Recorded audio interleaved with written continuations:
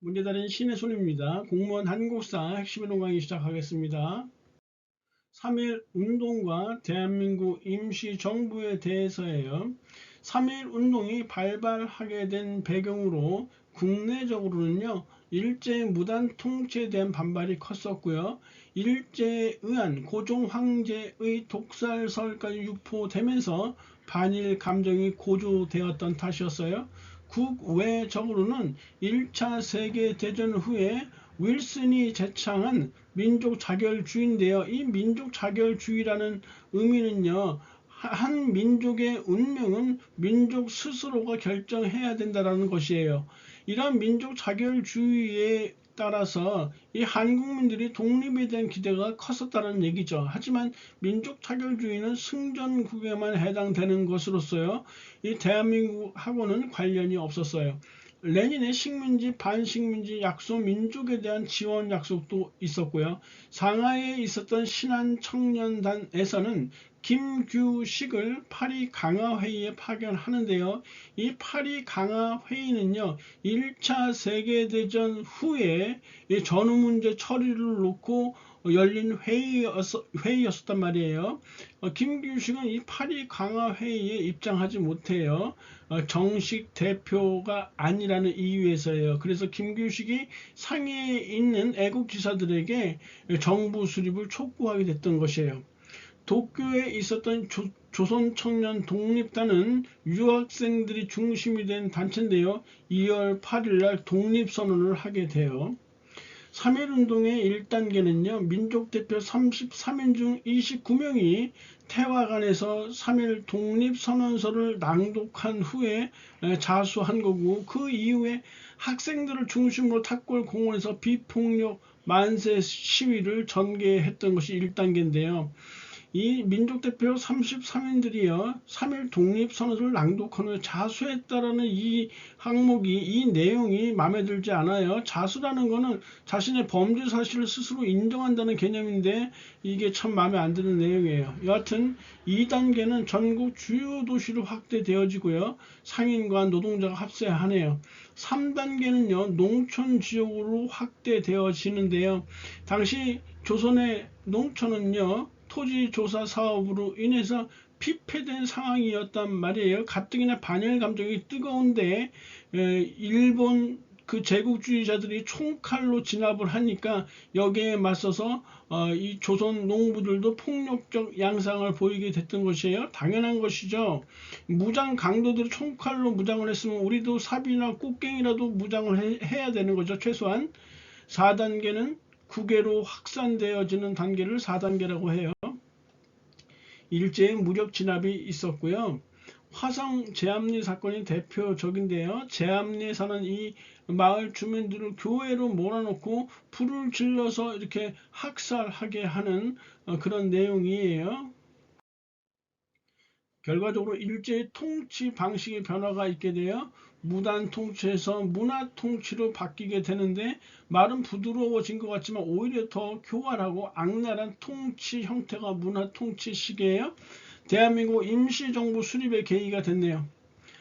중국의 5.4 운동에 영향을 줬고요. 인도의 비폭력 불복종 운동 등 이런 약소 민족들의 반제국주의 운동에 영향을 미치게 돼요. 대한민국 임시정부에 대해서요. 대한민국 임시정부 수립의 계기는 3.1 운동 이후에 독립운동의 체계화 조직화를 위한 이 지도부가 필요하다라는 생각 때문이에요. 수립 과정을 보면요, 이 연해주에는 대한국민의회가 있었어요. 국내에는 한성정부가 있었고요. 그리고 상해에는 상해 임시정부가 있었단 말이에요. 이거를 한성정부의 법통을 계승하고 대한국민의회를 흡수하는 형태로 해서 대한민국 임시정부로 통합하게 했던 것이에요. 대한민국 임시정부의 이 장소는 상하이로 했었고요. 이 외국 조계지들이 많았기 때문에 활동에 유리해서 상해로 했던 것이에요. 대통령의 이승만, 국무총리의 이동희, 그리고 경무국장의 김구가 이렇게 선출됐고요. 최초의 민주공화정을 실시했다는 의의가 있어요. 입법기관으로서 임시의정원 뒀고요. 행정기관으로서 국무원, 그리고 사법기관으로서 법원을 두는 삼권 분립의 체제를 갖추고 있었어요. 대한민국 임시정부의 활동을 보시면 1차 개헌이 1919년 대통령 중심제로 임시정부를 통합하면서 곧바로 이루어져요. 대통령의 이승만이 선출됐어요. 독립운동 자금을 모금하는데요. 독립공채 또는 애국공채를 발행하거나 의연금을 모금하는 형태였어요. 연락망으로 연통제와 교통국을 두게 되는데, 연통제는 국내와 만주를 연결하는 비밀 연락망 조직이었고요. 독립공채를 발행했어요. 교통국으로서 이륙양행이라고, 이 이륙양행은요 영국인이 운영하는 설립한 중국 단둥에 있었던 무역회사예요. 이 이륙양행을 통해서 그 독립운동가들이 이동하고요. 또 그리고 대한민국 임시정부의 독립자금 전달을 이렇게 도와주던 그런 곳이었어요. 부산에는 백산상해가 있었는데요. 이 이륙양행과 백산상해 둘 모두가 이 임시정부의 상설 연락기구였어요. 이광수로 하여금 독립신문을 발간하게 해서 독립운동 소식을 전파했고요. 임시사료 편찬위원회를 두어서요, 한일관계의 사료집을 간행했어요. 신한청년당에서 파리 강화회의에 김규식을 파견했다고 했는데, 이 김규식을 그곳의 전권대서로 임명하고요. 그래서 외교 활동을 벌이도록 해요. 이승만은요, 미국의 구미위원부를 설치하고 운영했고요. 레닌의 독립운동 지원까지 약속받게 되네요. 임시정부의 무장활동은요, 군무부를 두어서 군사 업무를 총괄했고요. 광복군 사령부와 육군주만 참의부를 설치했어요. 서로 군정서, 북로 군정서 등을 임시정부 산하에 소속시켰고요. 상해에 육군 무관학교를 설치해서 독립군을 양성하기도 했어요. 그리고 한인 비행학교까지 설립했네요. 1923년에는 국민대표회의가 소집되어지는데요. 이 국민대표회의가 소집된 이유는요, 이 대통령 이승만이 그 미국 대통령 윌슨에게 한국에 대한 국제연맹의 위임 통치를 청원하는 문서를 보낸 이 위임 통치 청원 사건이에요. 다시 말해서 미국 대통령 윌슨에게 이 문서를 보내서 국제연맹이 우리 대한민국을 통치해달라 이렇게 청원한다라는 얘기예요. 지금 일본의 식민지로부터 벗어나고 해서 수많은 애국지사들이 그 고통을 감내하면서 이런 활동들을 하고 있는데요. 일본의 식민지는 용납이 안 되고, 그리고 국제연맹의 식민지는 뭐 가당하다는 이런 생각인가요? 어처구니 없는 것이죠. 거기에다가 연통제 교통국까지 발각되면서요, 자금난과 인력난을 겪게 되는데 총체적인 난국에 빠지게 된 임시정부였어요. 그래서 임시정부의 향후 나아갈 방향들을 논의하기 위해서 국민대표회의가 소집되어지는데요. 신채호 등을 중심으로 하는 창조파는요, 임시정부 해체해버리자 차라리 이렇게 주장하고요. 안창호를 중심으로 하는 개조파들은 임시정부는 유지하되 조직만 이렇게 개편하자 이렇게 서로 대립을 하게 돼요. 그리고 김구를 중심으로 한 현상 유지파들은 이 소집에 불참했어요. 그리고 이 창조파와 개조파가 그냥 수개월에 걸쳐서 서로 대립을 하게 되니까 김구가 후에 해산 명령을 내리게 됐던 것이에요. 여하튼 국민대표회의는 결렬로 끝나고요. 독립운동가 다수가 이탈하게 됐던 것이에요. 그로부터 2년 후에요. 임시의정원에서 이승만이 탄핵되어지네요. 1925년이에요. 이승만 탄핵은 국민대표 회의에서 하는 게 아니에요. 시간이 지난 임시의정원에서 했다는 것이에요. 2차 개헌이 있었어요. 국무령 중심의 내각 책임제가 1925년에 이대 대통령의 박은식, 국무령의 김구를 선출하면서 2차 개헌이 있었고요. 3차 개헌은 국무위원 중심의 집단 지도 체제로서 1927년이에요.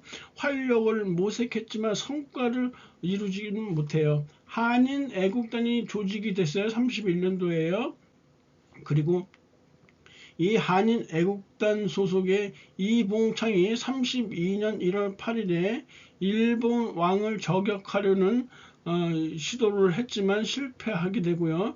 윤봉길 의사가 32년 4월 29일에 상해 홍코 공원에서 일제의 그 육군대장 실학과를 비롯한 많은 요인들을 처단하는 데 성공하게 돼요.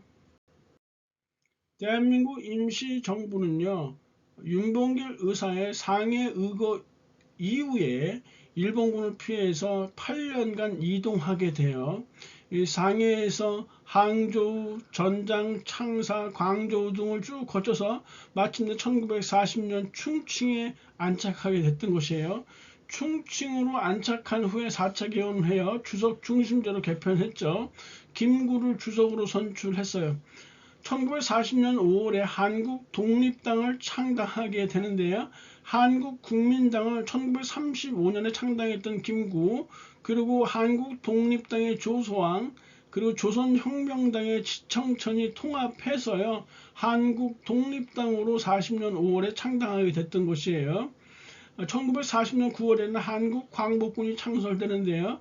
중국 국민당의 지원을 받았고요. 총사령관의 지청천이 임명됐어요. 그리고 김원봉의 조선의용대 일부도 1941년에 흡수하네요.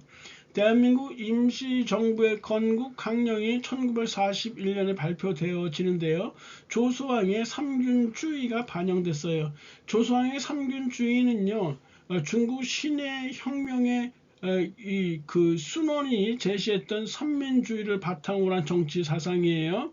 삼균이라는 것은요, 정치적 균등, 경제적 균등, 교육적 균등을 말하는 것으로서 개인과 민족 그리고 국가 간의 완전한 균등을 실현하기 위한 것이었어요. 태평양 전쟁 발발 후에 대일 선전포고를 41년에 했고요. 국내 진공작전에 연합군과 함께 참가하기 위해서 준비하는 중에 해방을 맞이하게 됐던 것이에요. 5차 개헌은 주석 부주석 중심제 44년에 이렇게 5차 개헌이 있고요. 주석의 김구, 부주석의 김규식의 이렇게 선출됐네요. 다음 발의로 개최된 기억이요. 베이징 방면의 인사는 분열을 통탄하며 이거 창조파의 신채호예요. 그리고 상하이 일대 인사 요거 개조파의 중심 인물인 안창호예요. 이렇게 쭉 되고 있어서 밑에서 두 번째 줄 다만 민의 백성들의 뜻이 중요하다 이래서 국민대표회의가 소집되어지는 건데 1923년의 상황이죠. 그래서 1번 보시면 창조파와 개조파의 주장이 대립돼도 1번 맞는 거네요. 한국국민당은요, 항저우에서 김구가 1935년에 창당한 거예요. 삼균주의는 조소왕이죠. 1941년의 상황이고요. 파리 강화회의에 신규식을 파견하는 거 신한청년당 해서 1919년이 이렇게 해당되어지네요. 정답 1번이에요. 강의 들으느라고 고생하셨고요. 다음 시간에 뵙겠습니다. 감사합니다.